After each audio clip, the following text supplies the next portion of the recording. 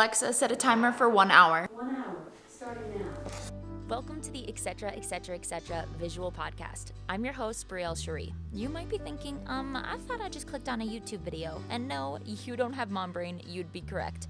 I've been wanting to sit down and just chat with you guys, and I didn't want to start from scratch on a new platform, on a new app, and try to start a podcast. So instead, I decided to use my channel that I've spent over the last 5 years growing. And I'll be the first to admit, this is a new and different and kind of weird idea I had for content, but hopefully it's one that we'll all end up enjoying. So my vision for my channel here on out is to do every other week videos, so you'll still get 2 vlogs a month and 2 podcast episodes a month. We're gonna chat about my journey with postpartum depression while I clean my house. And you guys, I am calling that mom math, and I think we should coin that term, friends, because it's like saying I killed 2 birds with 1 stone, but less violent. So this is actually something I've never talked about on social media, and I'm not really sure why. I think, as crazy as it is, but how open I am online, I think it's because I was embarrassed and ashamed, and it's because it's something I didn't have any control over. So I gave birth to my first son back in 2018, and my pregnancy was all completely normal. My birth was fantastic. Like, I am the weirdo that loves giving birth. Like, I think it's the biggest high in the world, and I've been so blessed that God has given me easy births both times. But when it comes to postpartum, or the 4th trimester as they call it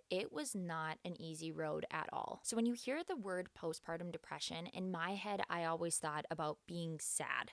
Like, you're sitting on the couch, you don't have energy, you don't want to do anything, you're emotionally numb, anxious, and overwhelmed. And while yes, that's true for a lot of PPD cases, that's not what I experienced at all. And that's why I didn't think that anything was wrong with me at first. So my husband and my family really started seeing changes in me, I want to say around 4 or 5 days postpartum. And the things that they were seeing aren't stereotypical postpartum depression things. Like, I was more what I call now the Energizer Bunny. Like, I could not shut off my brain. I was constantly talking a million miles per minute, which I know you're like, girl, you already talk a million miles per minute. What do you mean? But it was even worse. So imagine my poor husband having to go through that for a week and a half. Because yeah, I was very lucky that it didn't last very long, but in the time that it was happening, it was scary. It was like I had no filter. And the scariest part is, you guys, is I don't have a good memory in general. If you know me, you know that this is true. But it was like my body blacked out the entire first 2 weeks of my son's life. I was getting little to no sleep in the beginning, and yes, because the newborn stage is hard and you're not sleeping as much, but I also think I'd put so much pressure on myself to be the best mom I could. And not only that, but I was 21 when I had him, so I felt like not only did I need to prove myself to me, to my husband, but also to my family members. Because I know that everyone thought that we were crazy for having kids so young. If I knew someone was coming over the next day, I stayed up, no joke, you guys, until 2 a.m. cleaning my house, doing the dishes. Like, that should have been the first sign that something was wrong, because your girl likes to go to bed at like 9 p.m. sharp. So on top of feeling like I had to prove myself, I don't know why, but was like mentally preparing for my husband to go back to work. I was doing all the shifts at night so that my husband could sleep, so that I could kind of train my body how to be super mom and take care of the baby by myself all night. And spoiler alert, it's impossible to do it all. It's impossible to do it alone. And I'm blessed to have a significant other who absolutely will help during the nights with the feedings. Like, we both created this baby together. We will take care of the baby together. But in those first couple of days, I was insisting. I was like, no, babe, I got it. Don't you worry. I'm going to take care of it. I'm going to be the best mom ever. I'm going to keep my house clean. I'm going to keep my husband happy. I'm going to stay up all night with the baby. And I truly, truly think that lack of sleep is what caused my postpartum depression. Now, I am no doctor, and so you're not going to be getting any medical advice in this episode, but it wasn't until day 4 or 5 that I really started to show symptoms. So that's why I don't think it was like the hormone change right after I gave birth. So what ended up happening is some family members came over, and one of them pulled my husband aside, and they were like, hey, is she doing okay? Is she sleeping? Like, she just seems different. She seems a little manic. Now, I hate using that term because it makes you think, like, I don't know why, but I hear that term manic, and especially when I was going through postpartum depression, when people kept using that term, I got so offended and like defensive. But now looking back on it 6 years later, like, that's exactly what it was. Like, I could not go to bed at night unless I laid in bed with my husband and told him my checklist of all the things I needed to do the next day, every night. And my poor husband, he was so patient with me, and he's like, okay, babe, all right. My brain just would not shut off. But they ended up having me talk to some therapists who came over to our apartment. We were living downtown Minneapolis at the time. I just felt so much pressure from everyone, and I felt like I was being attacked. And again, it's just because I could not think straight. I could not see that my family was just trying to help me and that they love me. I thought that they were saying that I was a bad mom, that I was uncapable. We know that the English will not be happening during this podcast, but you know what I'm trying to say. And unfit to be a mother. I remember those thoughts going through my head. This is my baby. Who are they to tell me this, that, and the other? And again, now looking from the outside in, all they were trying to do was make sure that I was okay. And then I remember one night they had me go down to a hospital that was right by our apartment, and I talked to like a psychiatrist or something like that, and they prescribed me medication. And this was some sort of sleeping medication. And the hardest part for me was when I was taking that medication, I was unable to breastfeed. I can't remember if it was like within a certain amount of time of taking the medication or if it was at all.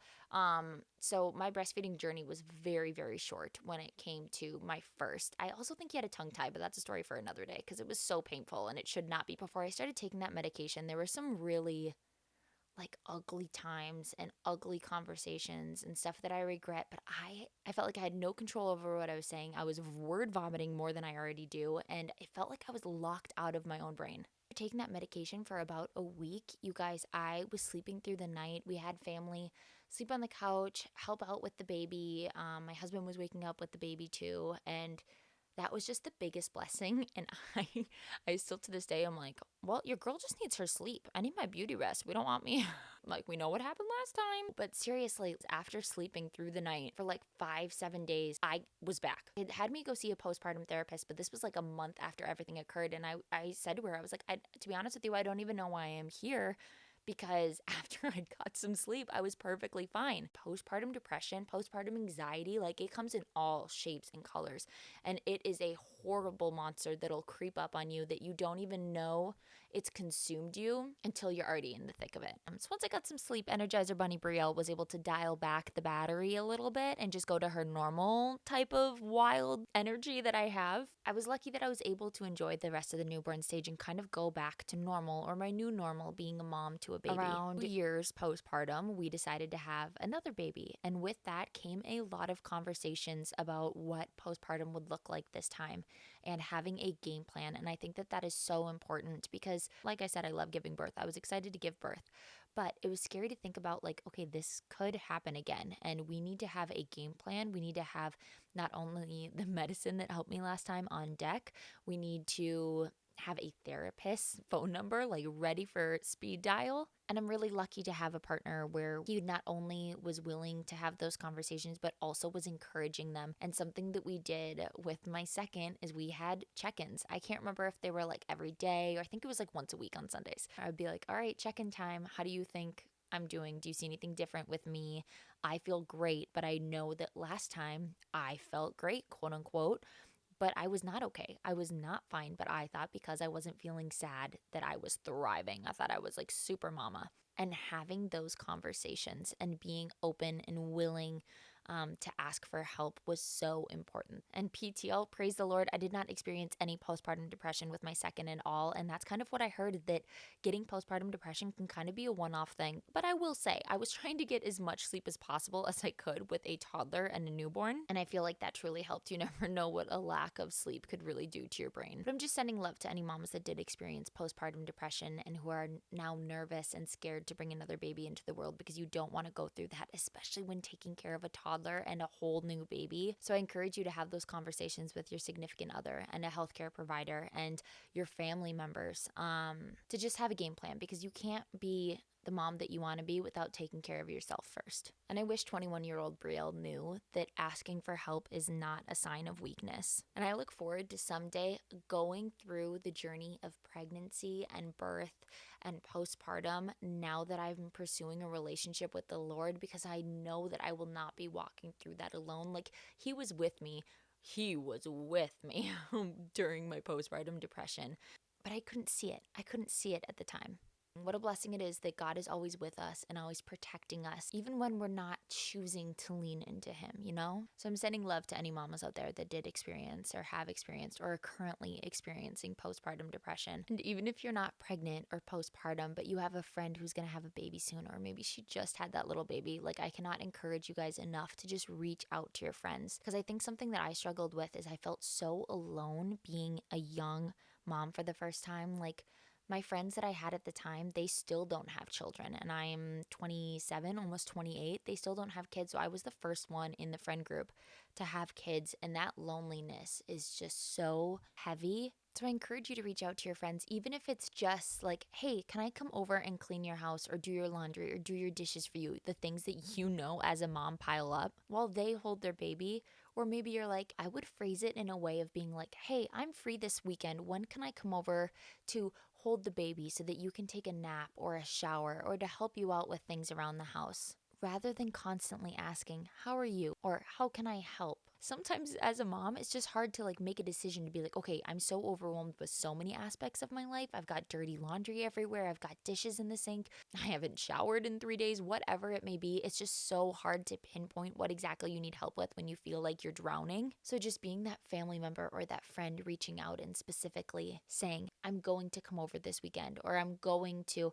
Now, do not do this with someone that you barely know, okay? This is like a best friend level. This is like your sister or your cousin, not some girl you've met a few times. Like, that would be weird. I would not want someone I met a few times to come over and hold my baby. Sweet thought, but please don't. So I just want to take a minute to pray. Dear Lord, I pray for all the women listening to this podcast right now, no matter what stage of life they are in. I hope they know, Lord, that they are loved and that they have a creator who loves them no matter what. And even if they don't have a village around them, Lord, I pray that they know that they are not walking this life alone, that you are right there beside them and all they have to do is reach out their hand. I pray for peace. I pray for peace in the household with multiple kids. I pray for peace in the mind of the mama who's pregnant or postpartum, who's anxious about this new journey in life. I pray that you give knowledge to the women who want to reach out and to be there for their friends. I pray that you give them the words so that their friend who's going through such a fragile stage feels loved and feels seen rather than judged. And overall, I just pray that each mom has somebody in their life that makes them feel seen, makes them feel loved, makes them feel heard, and makes them feel less alone. In your name we pray. Amen. You guys, thank you so much for joining me on the first episode of the Etc. Visual Podcast. I cannot thank you guys enough for being here and all the love and support for the last 5 years, and I'm so excited for this new journey. Let me know in the comments what topics you'd want to hear me talk about next, or maybe even some guests on the Visual Podcast. That would be so much fun. I hope you guys have a very blessed week, and I'll see you guys next time. Bye, guys.